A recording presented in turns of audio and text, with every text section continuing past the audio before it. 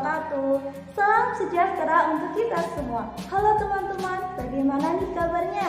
Saya harap baik-baik saja ya. Nah, di sini nanti kami dari kelompok 3 yang beranggotakan saya sendiri Octavia Adelia Putri, yang kedua Esti Nur Almah, yang ketiga Puspita Ida, yang keempat Zulaiha Rahmawati. Nah, di sini nanti kami akan membahas apa sih yang namanya tugas pendidik itu dan apa tugas pendidik menurut dalam Al-Quran.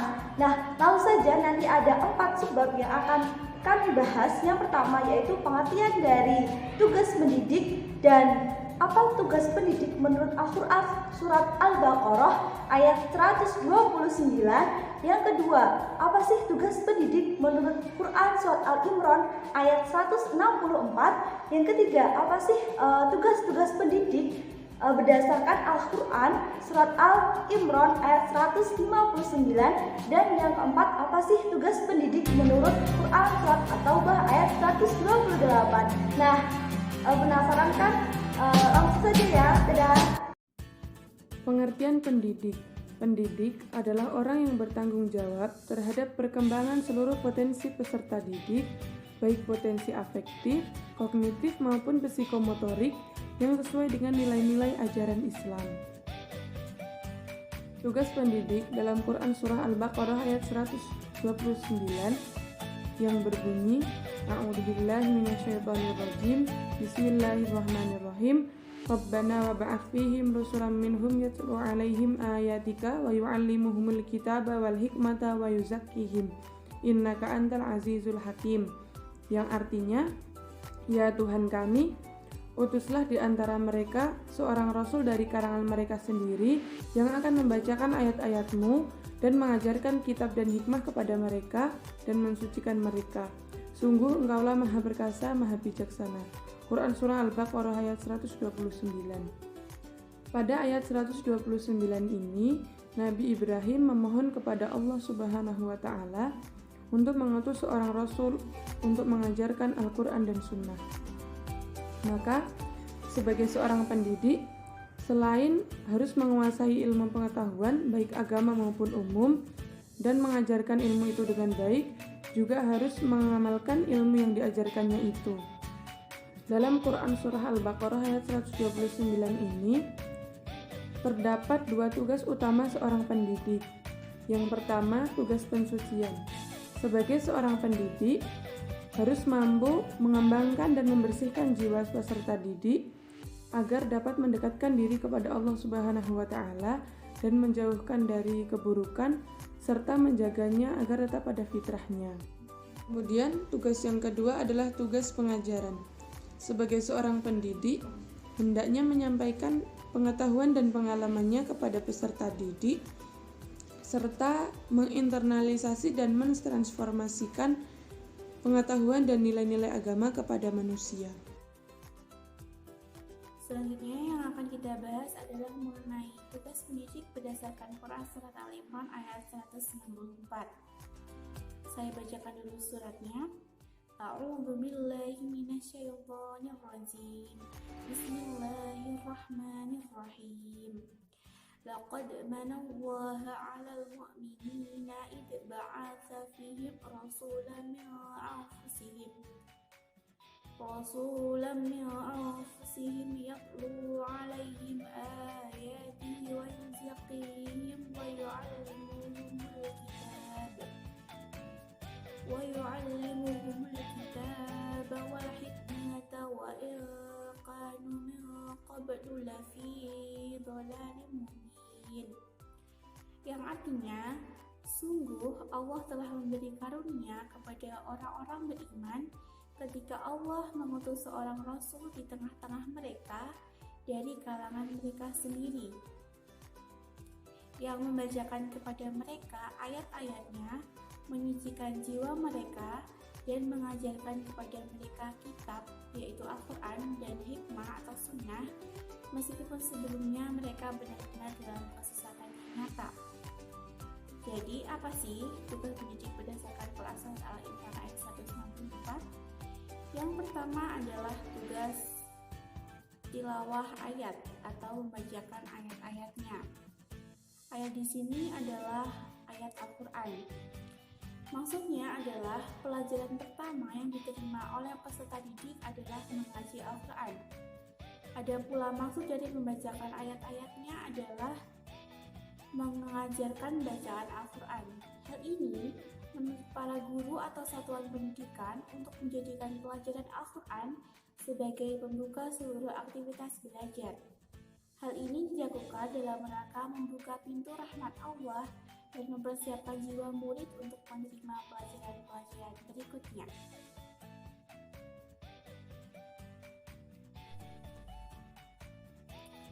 Selanjutnya, tugas pendidik yang kedua adalah tazkiyah, yaitu menyucikan jiwa manusia dan mengembangkannya ke arah kesempurnaan. Jika ditafsirkan, makna penyucian ini adalah meliputi penyucian dari akidah yang rusak, dari akhlak yang tercela, merubah dan menyempurnakan daya nalar mereka melalui pengetahuan ilahiyah ke arah pengambilan yang bersumber kepada akal yang sehat dan pemikiran yang matang, tertib hukum, dan beradab. Hal ini berarti nabi atau pewarisnya, baik ulama dan guru, bertugas untuk membimbing dan menuntut manusia atau murid menjadi orang yang berakhlak mulia, baik akhlak kepada Allah ataupun kepada sesama manusia, dan mengarahkan mereka menuju kepada kejernihan berpikir, tertib hukum, dan beradab. Selanjutnya, tugas yang ketiga adalah tugas taklim kitab atau mengajarkan Al-Quran dan taklim hikmah atau mengajarkan hadis. Kitab dimaknai dengan kandungan Al-Quran. Ada juga yang memaknainya dengan menulis. Sedangkan hikmah menurut Quraisy Shihab berarti semua pengetahuan yang membawa manfaat dan menampik mudarat. Tugas mengajarkan Alkitab dan hikmah ini dilakukan secara integral. Tugas ini menuntut guru dan para pendidik untuk bisa mengintegrasikan nilai-nilai Al-Quran dengan ilmu pengetahuan, karena Al-Quran merupakan ruh dari ilmu pengetahuan. Selanjutnya, tugas pendidik di dalam Al-Quran surat Ali Imran ayat 159. A'udzubillahi minasyaitonirrajim. Bismillahirrahmanirrahim. Fabima rahmatim minallahi linta lahum walau kunta faddan ghalidan qalbi lam faddu min hawlik fa'fu anhum wastaghfir lahum wasyawirhum fil amr idza azamta fatawakkal 'alallah innallaha yuhibbul mutawakkilin. Selanjutnya saya bacakan artinya. Maka berkat rahmat Allah, engkau Muhammad berlaku lemah lembut terhadap mereka. Sekiranya engkau bersikap keras dan berhati kasar, tentulah mereka menjauh dari sekitarmu. Tentulah mereka menjauh diri dari sekitarmu. Karena itu maafkanlah mereka dan mohonlah ampun untuk mereka. Dan bermusyawarah dengan mereka dengan urusan itu. Dalam surat Ali Imran ayat 153 terdapat tugas pendidik, khususnya tentang sifat yang harus dimiliki seorang pendidik. Ada 4 sifat. Yang pertama, harus saling memaafkan. Yang kedua, lemah lembut. Yang ketiga, musyawarah. Dan yang keempat, mempunyai kemauan.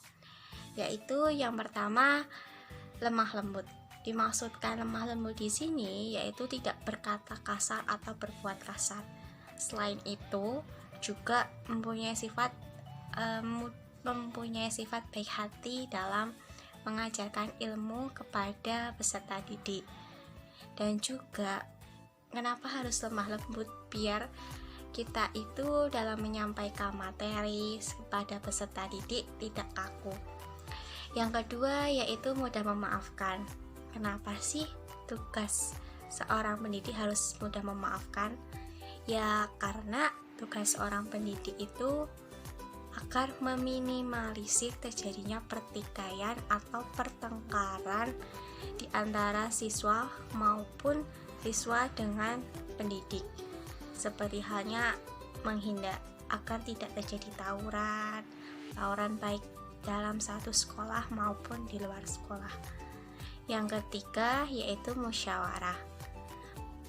Kita dapat mengaktifkan atau mengaplikasikan musyawarah ini dengan sistem active learning, yaitu salah satu strategi pendidik untuk peserta didik dapat melakukan musyawarah terhadap teman-temannya. Yang keempat yaitu kemauan. Sifat ini yang paling mendorong untuk meraih kesuksesan cita-cita. Langsung saja kita masuk ke dalam subbab yang keempat, yaitu tugas pendidik menurut Al-Quran Surat At-Taubah ayat 128. Allah berfirman dalam Al-Quran Surat At-Taubah ayat 128 yang berbunyi, A'udzubillahi minasyaitonirrajim, Bismillahirrahmanirrahim. Laqad ja'akum rasulun anfusikum min anfusikum azizun alaihi ma anittum harisun alaikum bil mu'minina raufur rahim. Yang artinya, sungguh telah datang kepadamu rasul dari kaummu sendiri, berat terasa olehnya penderitaan yang kamu alami. Dia sangat menginginkan keimanan dan keselamatan bagimu, penyantun dan penyayang terhadap orang-orang yang beriman. Menurut Quraisy Shihab, Al-Quran Surat At-Taubah ayat 128 ini menjelaskan tentang adanya Rasul yang diutus oleh Allah SWT, yaitu Nabi Muhammad SAW. Di situ beliau dapat merasakan penderitaan yang dirasakan oleh umatnya, baik itu dalam segi lahir maupun batin. Beliau menginginkan keselamatan, kebaikan, bahkan segala sesuatu yang dapat membahagiakan umat muslim dan kafir. Adapun tugas pendidik menurut Al-Quran Surat At-Taubah ayat 128, yang pertama yaitu mengajar dengan sikap tegang rasa. Seorang pendidik harus mengajar siswanya dengan sikap tenggang rasa dan memperhatikan kesulitan. Yang kedua yaitu mengajar dengan sungguh-sungguh. Nah, seorang pengajar atau pendidik itu membuat peserta didiknya memahami materi yang telah disampaikan, baik dalam penguasaan kognitif, afektif maupun psikomotor. Yang ketiga yaitu mengajar dengan kasih sayang.